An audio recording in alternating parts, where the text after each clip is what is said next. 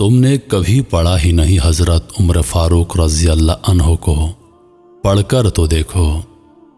حضرت عمر بن خطاب رضی اللہ عنہ کی 7 پشتوں میں کوئی بادشاہ نہیں گزرا تھا۔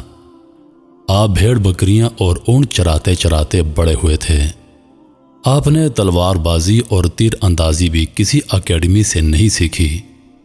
سکندر اعظم نے آرگنائزڈ آرمی کے ساتھ 10 برسوں میں 17 لاکھ مربع میل کا علاقہ فتح کیا تھا، جبکہ حضرت عمر بن خطاب رضی اللہ عنہ نے 10 برسوں میں آرگنائزڈ آرمی کے بغیر 22 لاکھ مربع میل کا علاقہ فتح کیا، اور اس میں روم اور ایران کی 2 سپر پاور بھی شامل تھیں۔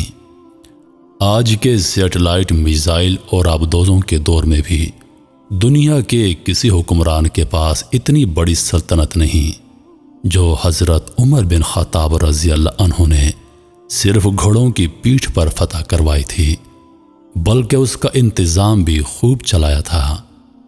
سکندر اعظم نے فتوحات کے دوران اپنے بے شمار جرنیل قتل کروائے، بے شمار جرنیلوں اور جوانوں نے اس کا ساتھ چھوڑا، اس کے خلاف بغاوتیں ہوئیں اور ہندوستان میں اس کی فوج نے آگے بڑھنے سے انکار کر دیا، لیکن حضرت عمر بن خطاب رضی اللہ عنہ کے کسی ساتھی کو ان کے حکم سے سرتابی کی جرت نہ ہو سکی۔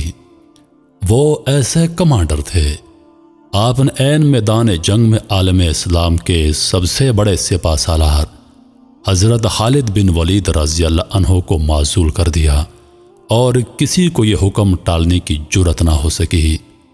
آپ نے حضرت سعد بن ابی وقاص رضی اللہ عنہ کو کوفے کی گورنری سے ہٹایا۔ آپ نے حضرت حارث بن کعب رضی اللہ عنہ سے گورنری واپس لے لی۔ آپ نے حضرت عمرو بن العاص رضی اللہ عنہ کا مال ضبط کر لیا، اور آپ نے حمص کے گورنر کو واپس بلا کر اونٹ چرانے پر لگا دیا، لیکن کسی کو حکم عدولی کی جرت نہ ہوئی۔ سکندر اعظم نے 27 لاکھ مربع میل کا علاقہ فتح کیا، لیکن دنیا کو کوئی نظام، کوئی سسٹم نہ دے سکا، جبکہ حضرت عمر بن خطاب رضی اللہ عنہ نے دنیا کو ایسے سسٹم دیے جو آج تک پوری دنیا میں رائج ہیں، جن کو لا آف عمر کہا جاتا ہے۔ سن ہجری کا اجرا کیا، جیل کا تصور دیا، مؤذنوں کی تنخواہیں مقرر کی، مسجدوں میں روشنی کا بندوبست کروایا، پولیس کا محکمہ بنایا، ایک مکمل عدالتی نظام کی بنیاد رکھی، آبپاشی کا نظام قائم کروایا، فوجی چھاونیاں بنوائیں اور فوج کا باقاعدہ محکمہ قائم کیا۔ آپ نے دنیا میں پہلی بار دودھ پیتے بچوں، معذوروں، بیواؤں اور بے آسراؤں کے وظائف مقرر کیے۔ آپ نے دنیا میں پہلی بار حکمرانوں، سرکاری عہدیداروں اور والیوں کے اثاثے ڈکلیئر کرنے کا تصور دیا۔ آپ نے بے انصافی کرنے والے ججوں کو سزا دینے کا سلسلہ شروع کیا۔ آپ نے دنیا میں پہلی بار حکمران کلاس کی اکاؤنٹیبلٹی شروع کی۔ آپ راتوں کو تجارتی قافلوں کی چوکیداری کرتے، فرمایا کرتے، جو حکمران عدل کرتے ہیں وہ راتوں کو بے خوف سوتے ہیں۔ آپ کا فرمان تھا، قوم کا سردار قوم کا سچا خادم ہوتا ہے۔ آپ کی مہر پر لکھا تھا، عمر نصیحت کے لیے موت ہی کافی ہے۔ آپ کے دسترخوان پر کبھی بھی 2 سالن نہیں رکھے گئے۔ آپ زمین پر سر کے نیچے اینٹ رکھ کر سو جاتے۔ سفر کے دوران جہاں نیند آ جاتی، آپ کسی درخت پر چادر تان کر سایہ کرتے اور سو جاتے، اور رات کو ننگی زمین پر دراز ہو جاتے۔ آپ کے کرتے پر 14 پیوند تھے، اور ان پیوندوں میں ایک سرخ چمڑے کا پیوند بھی تھا۔ آپ موٹا کھردار کپڑا پہنتے۔ آپ کو نرم اور باریک کپڑے سے نفرت تھی۔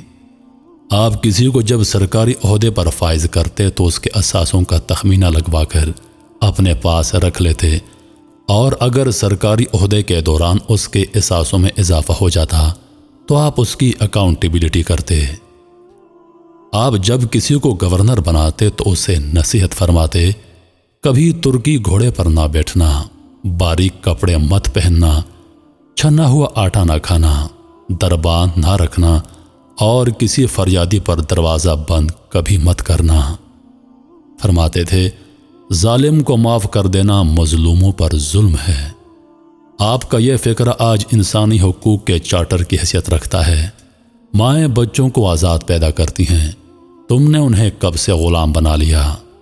فرمایا میں اکثر سوچتا ہوں اور حیران ہوتا ہوں عمر بدل کیسے گیا۔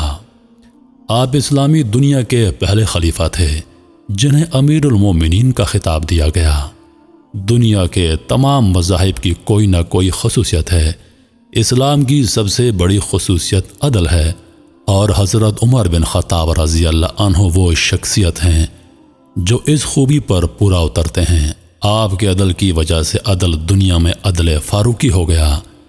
آپ شہادت کے وقت مکروز تھے، چنانچہ آپ کی وصیت کے مطابق آپ کا واحد مکان بیچ کر آپ کا قرض ادا کر دیا گیا، اور آپ دنیا کے واحد حکمران تھے جو فرمایا کرتے میرے دور میں اگر فرات کے کنارے کوئی کتا بھی بھوک سے مر گیا تو اس کی سزا عمر کو ہوگی۔ میں دنیا بھر کے مورخین کو دعوت دیتا ہوں وہ سکندر اعظم کو حضرت عمر بن فاروق رضی اللہ عنہ کے سامنے رکھ کر دیکھیں۔ انہیں سکندر اعظم حضرت عمر بن خطاب رضی اللہ عنہ کے حضور پہاڑ کے سامنے کنکر دکھائی دے گا، کیونکہ سکندر اعظم کی بنائی سلطنت اس کی وفات کے 5 سال بعد ختم ہو گئی، جبکہ حضرت عمر بن خطاب رضی اللہ عنہ نے اپنے دور میں جس خطے میں اسلام کا جھنڈا بھجوایا وہاں سے آج بھی اللہ اکبر کی صدائیں آتی ہیں۔ وہاں آج بھی لوگ اللہ کے سامنے سجدہ کرتے ہیں۔ دنیا میں سکندر اعظم کا نام صرف کتابوں میں سمٹ کر رہ گیا، جبکہ حضرت عمر بن خطاب رضی اللہ عنہ کے بنائے نظام دنیا کے 245 ممالک میں بھی کسی نہ کسی شکل میں موجود ہیں۔ آج بھی جب کسی ڈاک خانے سے کوئی خط نکلتا ہے، پولیس کا کوئی سپاہی وردی پہنتا ہے، کوئی فوجی جوان 6 ماہ بعد چھٹی پر جاتا ہے، یا پھر حکومت کسی بچے معذور بیوہ یا بے آسرا شخص کو وظیفہ دیتی ہے، تو وہ معاشرہ، وہ سوسائٹی بے اختیار حضرت عمر بن خطاب رضی اللہ عنہ کو عظیم تسلیم کرتی ہے۔ وہ انہیں تاریخ کا سب سے بڑا سکندر مانتی ہے، ماں سوائے ان مسلمانوں کے جو آج احساس کمتری کے شدید احساس میں کلمہ تک پڑھنے سے پہلے دائیں بائیں دیکھتے ہیں۔ لاہور کے مسلمانوں نے ایک بار انگریز سرکار کو دھمکی دی تھی، اگر ہم گھوڑوں سے نکل پڑے تو تمہیں چنگیز خان یاد آ جائے گا۔ اس پر جواہر لال نہرو نے مسکرا کر کہا تھا، افسوس آج چنگیز خان کی دھمکی دینے والے مسلمان یہ بھول گئے کہ ان کی تاریخ میں ایک حضرت عمر بن خطاب بھی تھا، جن کے بارے میں مشرکین اعتراف کرتے ہیں کہ اسلام میں اگر ایک عمر اور ہوتا تو آج دنیا میں صرف اور صرف اسلام ہوتا۔ آج بھی یہ بھولے ہوئے ہیں کہ ہم میں ایک حضرت عمر بن خطاب رضی اللہ عنہ بھی تھے، جن کے بارے میں رسول اللہ صلی اللہ علیہ وآلہ وسلم نے فرمایا تھا، میرے بعد اگر کوئی نبی ہوتا تو وہ عمر ہوتے۔